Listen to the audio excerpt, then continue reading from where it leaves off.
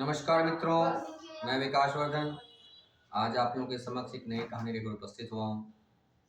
ये कहानी है चक्रवर्ती सम्राट चक्रवेणु की। चक्रवर्ती सम्राट चक्रवेणु ऐसे थे जो कि जनता के द्वारा मिले गए जो कर थे, उस कर का उपयोग अपने आजीविका के लिए नहीं करते थे। वो स्वयं खेती करते थे, उससे जो मिलता था उसी से अपना परिवार चलाते थे और देश को चलाने में जो भी खर्च होता था वह जनता से जो कर मिलता था उसी का उपयोग करते थे और अपना परिवार वो अपने लिए जो खेती करते थे उसी से चलाते थे। एक बार की बात है, कोई कार्यक्रम हुआ अपने उनके पास में, तो सब लोग गए, उनकी भी पत्नी गए, उनके जो मंत्री थे, मंत्री की पत्नी, सेनापति की पत्नी, अन्य जो दरबारी थे उनकी पत्नियां थी, सब लोग थी। तो उनके जो दरबारी थे, मंत्री थे, उनके पत्नियों के शरीर पे बहुत अच्छे वस्त्र थे, जबकि जो राजा थे उनकी पत्नी के शरीर पे साधारण वस्त्र थे। तो सबने उन्हें थोड़ा हेय दृष्टि से देखा, रहे तुम राजा की पत्नी हो, कैसे कपड़े पहनती हो। तो उनको भी थोड़ा बुरा लगा। उस वक्त वो सहन करके घर आ गई। उसके बाद वो राजा से लड़ने लगी, कैसे राजा हैं आप, कहने को राजा हैं और कपड़े देखिए मेरे कैसे हैं, मुझे भी अच्छे कपड़े चाहिए। तो राजा ने कहा कि देखो हमारे पास उतने पैसे नहीं है कि मैं तुम्हें उतने अच्छे कपड़े दे सकता हूँ। बोले और जो मंत्री हैं आपके और ये सब, बोले वो सब नौकरी करते हैं राजा के देश के, तो इसलिए उनकी तनख्वाह अधिक है। मैं तो देश से तनख्वाह लेता नहीं, मैं तो देश की सेवा करता हूँ। अगर तनख्वाह ले लिया तो फिर तो सेवा नहीं हुई ना, मैं सेवा करता हूँ, इसलिए मैं कुछ भी नहीं लेता। मैं स्वयं कमाता हूँ, अपनी आजीविका चलाता हूँ और जो समय है उस समय मैं देश की सेवा करता हूँ, इसलिए मैं कुछ भी नहीं लेता। इसलिए जितना मैं खेती से मुझे होता है, कृषि कार्य से, उतना से ही मैं गुजारा करता हूँ। लेकिन पत्नी तो मानने वाली नहीं थी, वो जिद पर गई, नहीं, बोले मुझे ये सब नहीं जानता, मुझे तो भाई कपड़े अब अच्छे वाले चाहिए और गहने चाहिए कीमती। तब राजा चक्रवेणु ने अपने मंत्री को बुलाया, बोला कि इस बार किसके यहाँ से टैक्स नहीं आया है। तो उसने कहा कि रावण के यहाँ से टैक्स इस बार नहीं आया। बोले ठीक है, जाओ रावण से टैक्स लेकर के आओ, और एक दूत को भेजा रावण के पास। दूत पहुंचा लंका। लंका में रावण अनौपचारिक रूप से मॉर्निंग वॉक पे घूम रहा था। तो लंका में रावण से मुलाकात हुई और बताया कैसे ऐसे में चक्रवेणु महाराज ने मुझे भेजा है और आपके पास कर के लिए भेजा है। राजा उस पर जो लंकेश थे, रावण, हंसते हुए बोले, अरे जा जा, मैं टैक्स नहीं देता, जा जाकर बोल देना चक्रवेणु। ऐसा बोल करके आगे बढ़ गए। अगले दिन जब राज दरबार लगा तो वह दूत पुनः पहुंच गया राज दरबार में।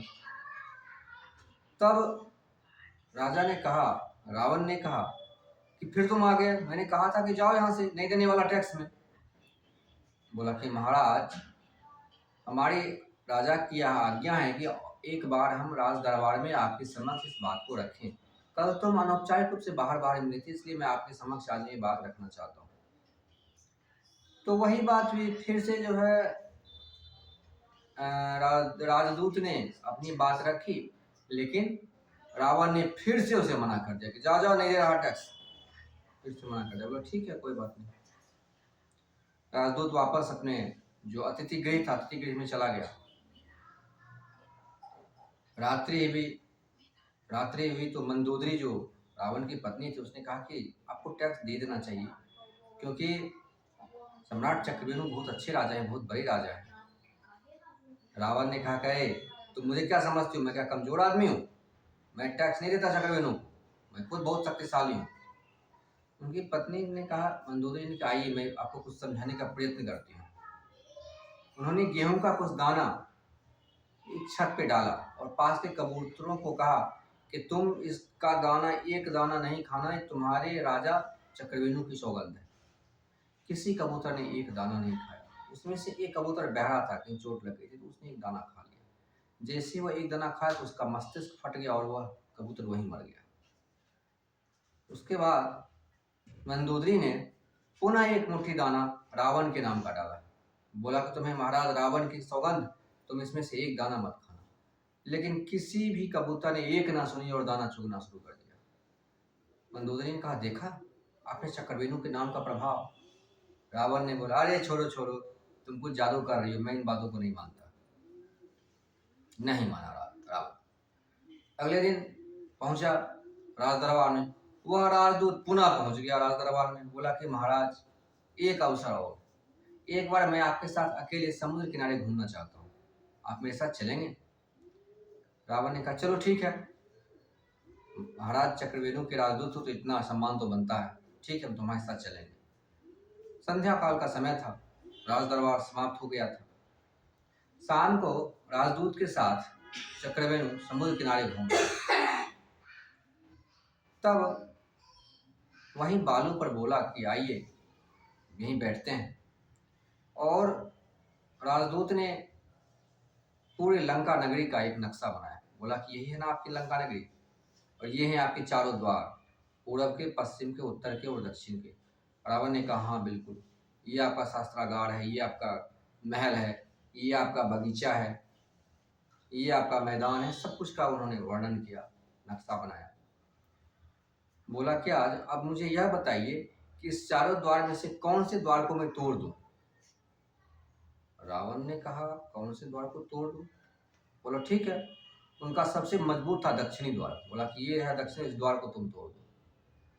तो दूत ने उस बालू का जो नक्शा बना हुआ था, उस बालू के नक्शे पे जो दक्षिणी द्वार था उसमें मारा एक मुक्का जोर से, बालू में हाथ धंस गया।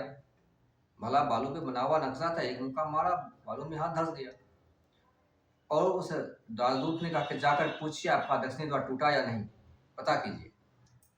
रावण ने तुरंत सूचना करी अपने से पीछे वाले सैनिक को। पहले तो फोन हुआ नहीं करता था, तो 50-50 मीटर की दूरी पर सैनिक खड़े रहते थे। एक बार आज्ञा राजा ने दी, वो उसके पीछे वाले को, उसके पीछे वाले को, इस प्रकार से सूचना जाती थी, उसी प्रकार से सूचना आती थी। तो राजा ने अपने पीछे वाले सैनिक को आज्ञा दी, जाओ जाकर अपना दक्षिणी द्वार चेक करो, सही है। उसी प्रकार से उस सैनिक ने पीछे वाले को बोला, फिर उसने पीछे वाले को बोला, इस प्रकार से दक्षिणी द्वार तक सूचना पहुंची। वहां से सूचना है कि भाई साहब दक्षिणी द्वार टूट कर गिर गया। यहाँ पर बालू पे मारा मुक्का उस राजदूत ने, और वहां दक्षिणी द्वार टूट कर गिर गया। अब राजा को, रावण को लग गया डर, इसने बालू पे मारा मुक्का, वहां मेरा द्वार गिर गया, यहाँ तो पूरा नक्शा बना हुआ है, इस पूरे नक्शा पर एक एक मुक्का मार देगा, पूरा तो लंका नगरी हमारी ढह जाएगी। तब रावण ने कहा कि ये बात कहीं बोलिएगा नहीं, आपका जो कर है वो कर मैं आपको दे देता हूँ। तब जो कर था चक्रवेणु का, वह रावण ने राजदूत को दे दिया। और वापस आए तो यहाँ आकर के कहानी सुनाई राजा के सामने, उनकी पत्नी भी थी, रानी भी थी। तब रानी को बड़ा पश्चाताप हुआ कि हमारे तो चक्रवेणु महाराज, यही सबसे बड़े गहने हैं, मुझे अन्य किसी गहने की आवश्यकता नहीं है।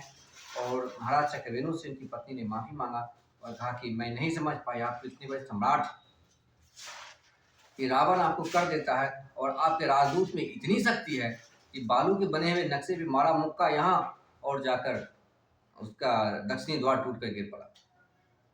इसलिए मुझे अन्य किसी गहने की आवश्यकता नहीं है, जो वस्त्र मैं पहनती हूँ अब मैं उससे संतुष्ट हूँ, मुझे अन्य किसी गहने की, किसी विशेष वस्त्र की कोई आवश्यकता नहीं। आशा करता हूँ मित्रों कहानी आपको पसंद आई होगी। कहानी पसंद आए तो वीडियो को लाइक कीजिए, चैनल को सब्सक्राइब कीजिए और अपने मित्रों के साथ शेयर कीजिए। बहुत बहुत धन्यवाद।